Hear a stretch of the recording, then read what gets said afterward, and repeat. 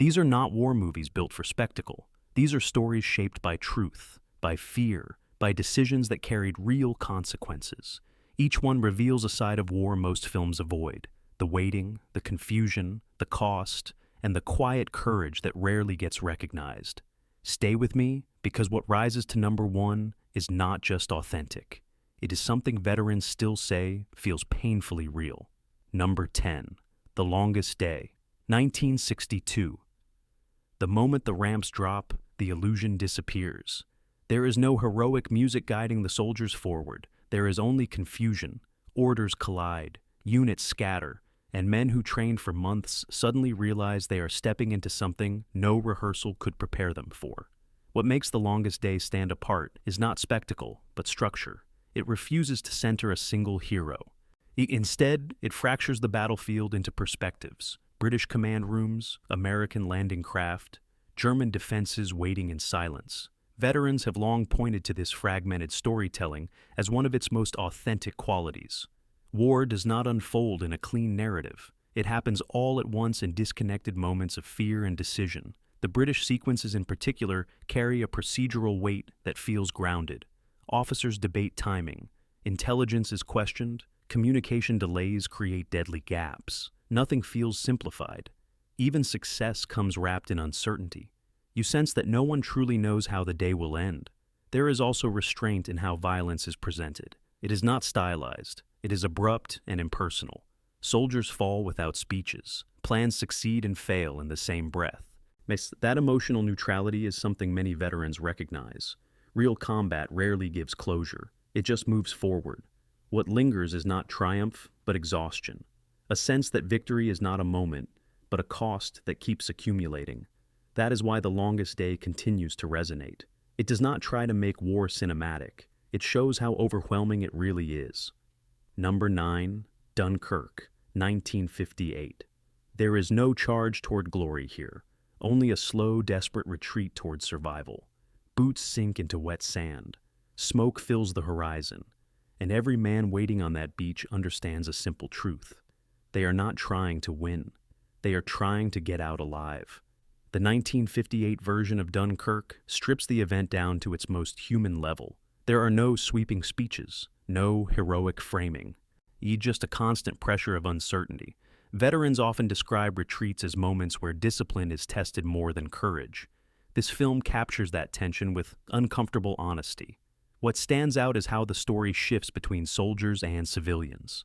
On one side, you have exhausted troops waiting for evacuation. On the other, you have ordinary people crossing dangerous waters in fragile boats. That dual perspective creates a sense of scale that feels real.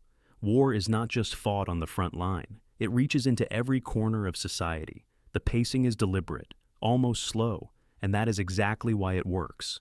Waiting becomes its own form of suffering. Each passing moment carries the risk of air attack or collapse. There is no clear timeline, only the growing fear that rescue might not come. Or when the evacuation finally happens, it does not feel like victory. It feels like relief mixed with quiet disbelief. That emotional tone is what veterans recognize most. Survival is not heroic. It is fragile. And sometimes it is all you have. Number 8. A Bridge Too Far, 1977. It begins with confidence, maps spread across tables, timelines drawn with precision. Commanders speak in calm, measured tones, as if the outcome is already decided. And that is exactly why what follows feels so devastatingly real. A Bridge Too Far is not a story about victory. It is a story about miscalculation. Operation Market Garden was one of the most ambitious Allied plans of the war, and this film refuses to protect it from scrutiny. Veterans often point to this as one of the rare war films willing to show how strategy can fail even when executed with courage. The realism comes from how failure unfolds. It is not sudden. It creeps in through small fractures. Radios fail. Reinforcements arrive late. Intelligence proves incomplete. Each problem seems manageable on its own, but together they create a chain reaction that no one can stop. What makes the film resonate deeply is its refusal to assign a single villain. There is no dramatic betrayal, no obvious mistake to blame. Instead, you see how optimism and pressure can push leaders into decisions that look logical on paper, but collapse in reality. That nuance is something veterans recognize. War is not always lost through incompetence. Sometimes it is lost through overconfidence. The soldiers on the ground carry the cost of those decisions, surrounded, cut off, holding positions that were never meant to be held for long. The film lingers on their isolation, their confusion, their slow realization that rescue may never come. By the end, there is no triumphant resolution, only the quiet acknowledgement that the plan went too far. And that truth is what makes this film feel so authentic. It understands that war is not just about bravery. It is about the consequences of human judgment. Number 7. The Battle of the River Plate, 1956. Out at sea, there is no chaos in the usual sense. No screaming crowds, no collapsing buildings, just distance, silence, and the constant awareness that one wrong calculation can send hundreds of men to the bottom of the ocean. The Battle of the River Plate captures naval warfare with a level of discipline that veterans often describe as strikingly accurate. Every movement feels deliberate. Every command carries weight. There is no rush to action. Instead, there is a buildup of tension that reflects how real engagements unfold. What makes the film stand out is its attention to procedure. Ships do not simply fire at each other. They maneuver, they calculate range, they adjust strategy based on limited information. That methodical pacing may feel understated to some viewers, but for those familiar with naval operations, it is precisely what makes it believable. There is also a strong sense of respect on both sides. The enemy is not portrayed as faceless. Decisions are shown from multiple perspectives. This balance reflects a truth often expressed by veterans. In war, the opponent is not always a villain. Sometimes they are professionals following their own orders. Damage in the film is not exaggerated. It is controlled and devastating. A single hit changes everything. Fires spread, systems fail, and suddenly survival becomes uncertain. That realism and consequence is what gives the film its weight. By the time the battle reaches its conclusion, the tone remains restrained. There is no dramatic celebration, only a quiet understanding of what has been risked and what has been lost. That restraint is rare, and it is exactly why this film continues to be regarded as one of the most authentic depictions of naval warfare ever put on screen. Number 6, 71, 2014. The moment he is separated, everything changes. 1 second, he is part of a unit moving with purpose. The next, he is alone in a hostile city where every shadow feels like a threat. There is no battlefield in the traditional sense, no front line, just streets that shift from ordinary to deadly without warning. 71 captures something many veterans describe, but few films manage to show: the confusion of urban warfare, not the kind seen in large-scale battles, but the intimate kind where you do not know who is watching or who might turn against you. The film places you inside that uncertainty and refuses to let you escape it. What makes it feel authentic is the lack of control. Orders break down almost immediately. Communication disappears, and the soldier at the center is forced to rely on instinct rather than strategy. Veterans often say that this is where training meets reality, not in perfect execution, but in how you react when everything goes wrong. The environment itself becomes an enemy: narrow streets, dark alleys, closed doors hiding unknown intentions. There is no clear distinction between safety and danger. Every decision carries risk, and every hesitation could be fatal. The film avoids dramatic speeches or exaggerated heroics. Instead, it focuses on survival, on the small choices that determine whether someone makes it through the night. That grounded perspective is what gives it power. By the end, there is no sense of victory, only exhaustion, relief, and the understanding that war is not always fought in open fields. Sometimes it is fought in places where you cannot even tell who the enemy is, and that uncertainty is what makes it so real. Number 5, Battle of Britain, 1969. There is a moment before every takeoff where everything goes quiet. Engines hum, pilots exchange brief looks, and then they rise into a sky that offers no guarantee of return. That quiet tension defines Battle of Britain in a way few war films ever achieve. What sets this film apart is its commitment to procedural realism. These are not stylized dogfights designed for spectacle. They are structured engagements based on real tactics, real formations, real limitations. Veterans and historians alike have praised how accurately the film represents the coordination required to defend an entire nation from the air. The use of actual aircraft changes everything. You feel the weight of each maneuver, the difficulty of maintaining formation, the danger of even the smallest mistake. There is no sense of invincibility. Pilots are constantly aware that survival depends on precision and discipline. Command decisions play a crucial role. Radar stations track incoming threats. Controllers direct squadrons with limited information. Timing becomes everything. That layered structure reflects how air defense truly functioned, not as isolated heroics, but as a system where every part had to work together. Losses are handled with restraint. Pilots disappear from formation. Airfields take damage. And the response is not emotional outbursts, but quiet acknowledgement. That emotional control is something many veterans recognize. In war, there is rarely time to process loss. The mission continues. By the end, the victory feels earned but not glorified. It is not about triumph, it is about endurance, about holding the line long enough to change the course of history. And that grounded perspective is exactly why this film remains one of the most authentic portrayals of aerial warfare ever made. Number 4. The Hill, 1965. There are no enemies here in the traditional sense. No distant battlefield, no incoming fire, and yet the tension feels just as suffocating, because the threat comes from within the system itself.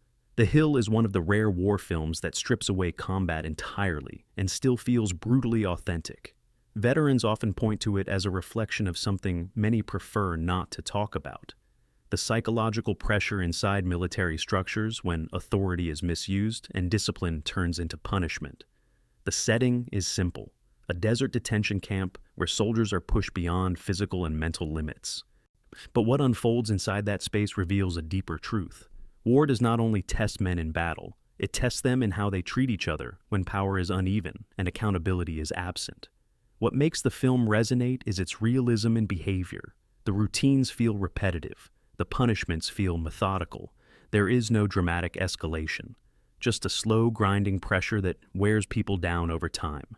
Veterans recognize this kind of environment, not necessarily in its extreme form, but in the way hierarchy can shape every moment of a soldier's life.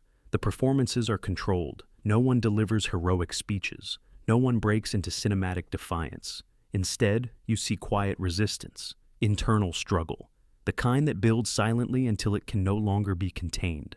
By the end, there is no victory, and no resolution that restores balance. Only the lingering question of how far discipline can go before it becomes something else entirely. That uncomfortable honesty is what gives The Hill its authenticity. It does not show war. It shows what war can do to the people inside it. Number 3. Ice Cold in Alex, 1958. There is no rush into battle here, no grand objective waiting at the end of the road. Just a long, relentless journey through heat, exhaustion, fear, and uncertainty. And that is exactly why it feels so real. Ice Cold in Alex focuses on something many war films overlook: the slow, grinding toll of simply staying alive. Veterans often describe war not as constant action, but as extended periods of strain broken by moments of danger. This film captures that rhythm with striking accuracy. The desert is not just a backdrop, it is a force that shapes every decision. Water becomes more valuable than ammunition. Vehicles break down at the worst possible time. Fatigue turns simple tasks into risks. There is no dramatic enemy presence driving the tension. The environment does that on its own. What makes the story powerful is how it builds trust and suspicion at the same time.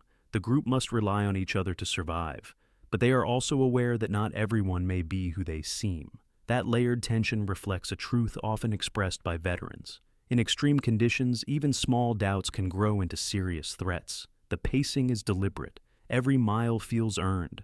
Every setback carries weight.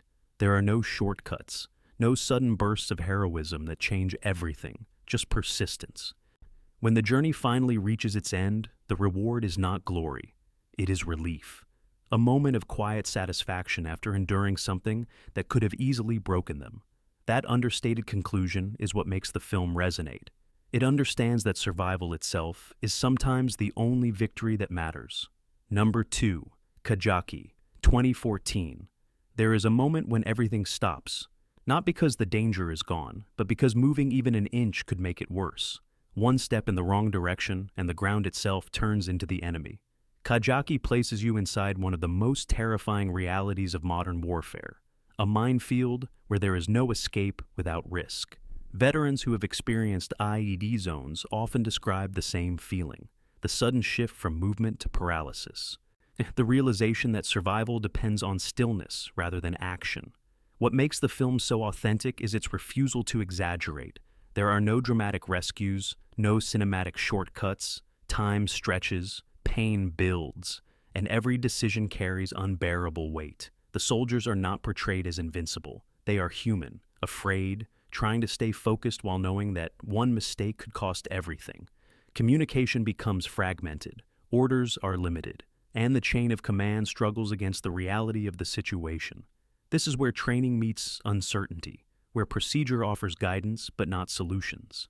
Veterans often point to this exact tension as one of the most realistic aspects of the film. The injuries are depicted with restraint but honesty, not for shock value, but to reflect consequence.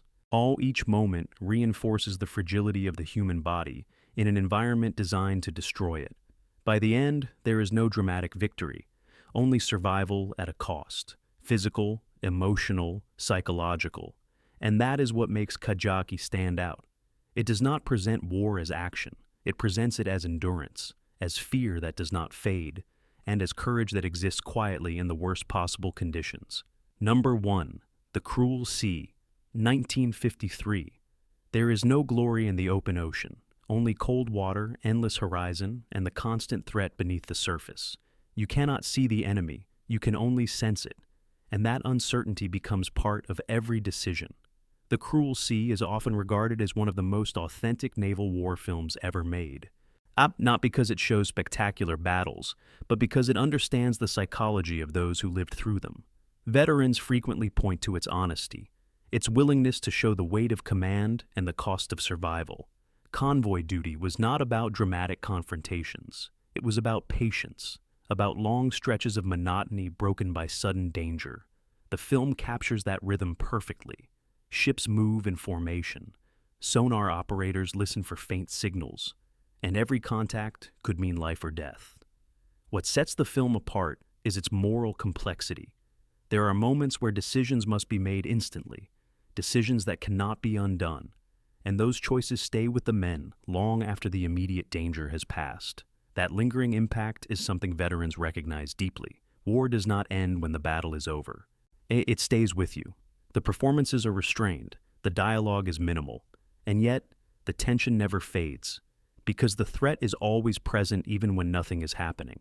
When the story reaches its conclusion, there is no sense of triumph, only endurance, a quiet understanding that they made it through something that could have easily destroyed them. That is the truth the Cruel Sea captures. War is not about winning moments, it is about surviving them. If this list changed how you see war films, then there is more waiting for you, because some of the most honest stories are still hidden in plain sight. Watch closely, question everything, and remember, the most powerful war stories are not about victory, they are about survival.